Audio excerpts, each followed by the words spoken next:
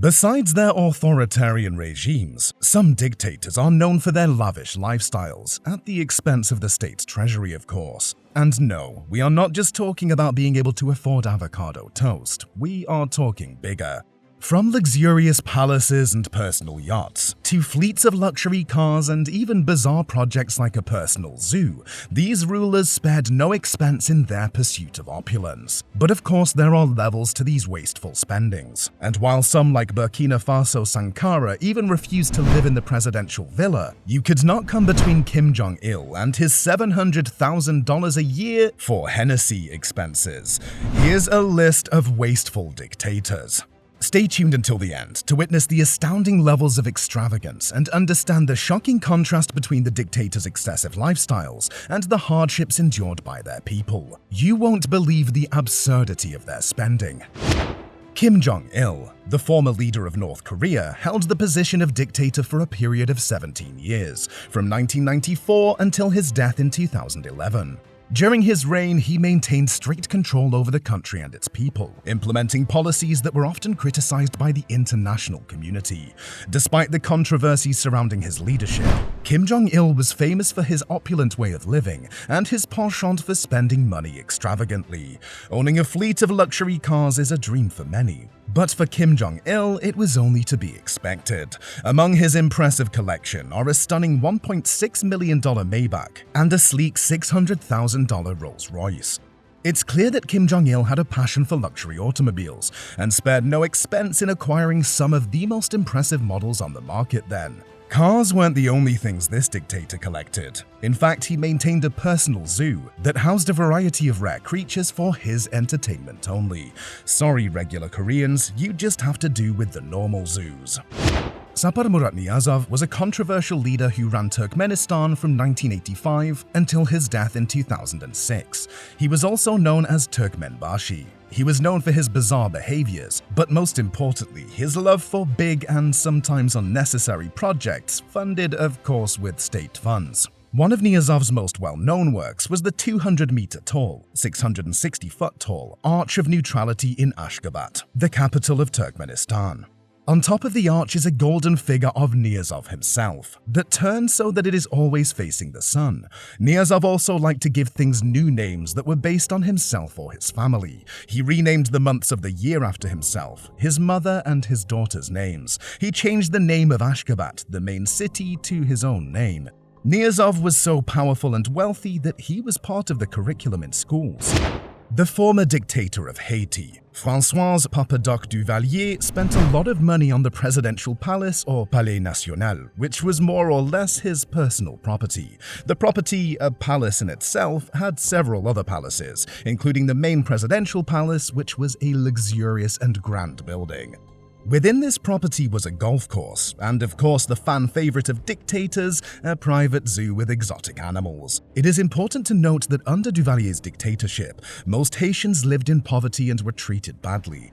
To protect himself from a deservedly contemptuous populace, Duvalier spent heavily on the Tonton Macoutes, a brutal paramilitary whose primary function was to protect Duvalier. The Macoutes were paid so well that they were able to live above the means of the average Haitian. Still not satisfied with the protection, Duvalier invested heavily in elaborate propaganda and maintaining a cult around himself. Keep in mind that Haitians were poor per every measurable standard, while their collective wealth went towards the frivolous expenses of one man. Idi Amin, dictator leader of Uganda, was known for squandering the little money the country had and living a luxurious life. Tired from his luxurious presidential villa, Idi Amin invested in the heavily luxurious private hunting lodge in Murchison Falls National Park, which was coincidentally named the Lodge at Murchison Falls. This lodge featured a pool, a tennis court, and a game room. While Ugandans languished under economic turmoils, Idi Amin developed a taste for Rolls-Royces that could simply not be ignored. Per conservative estimates, the dictator is said to have purchased at least 30 of these vehicles, including the iconic Rolls-Royce Silver Shadow. And while Uganda's economy was going under, with no money, Idi Amin simply asked his finance minister to print more money. Amin lived a life of luxury and excess, but his rule was marked by cruel repression, violation of human rights, and poor economic management, which led to great suffering by common Ugandans.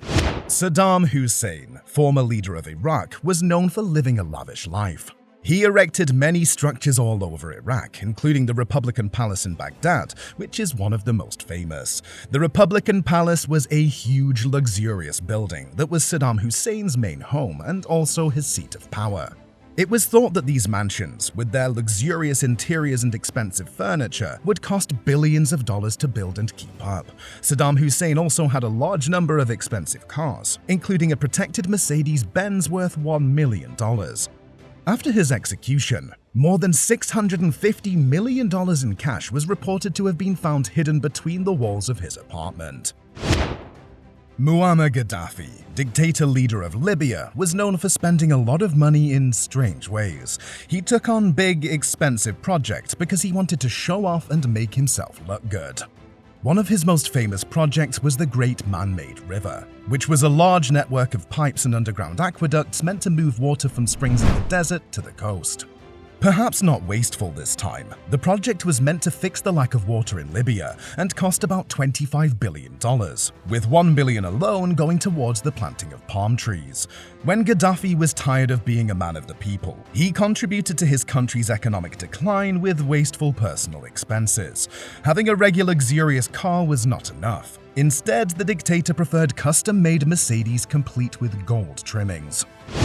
Nicolae Ceausescu was a noted spendthrift and builder of massive monuments during his time in power in Romania. He imposed oppressive policies while living a life of excess in the lap of luxury.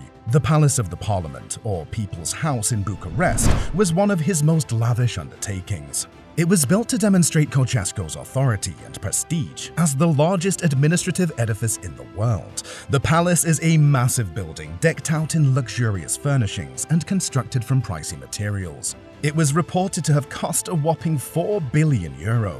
Ceausescu also had a large collection of high-end automobiles. When he was tired of the €4 billion People's Palace, he simply took extravagant trips across the world. Often accompanied by a large group, he would jet from country to country, enjoying the finest hotels and the finest services. The previous dictator of Nicaragua, Anastasio Somoza Debayle, was widely known for his opulence.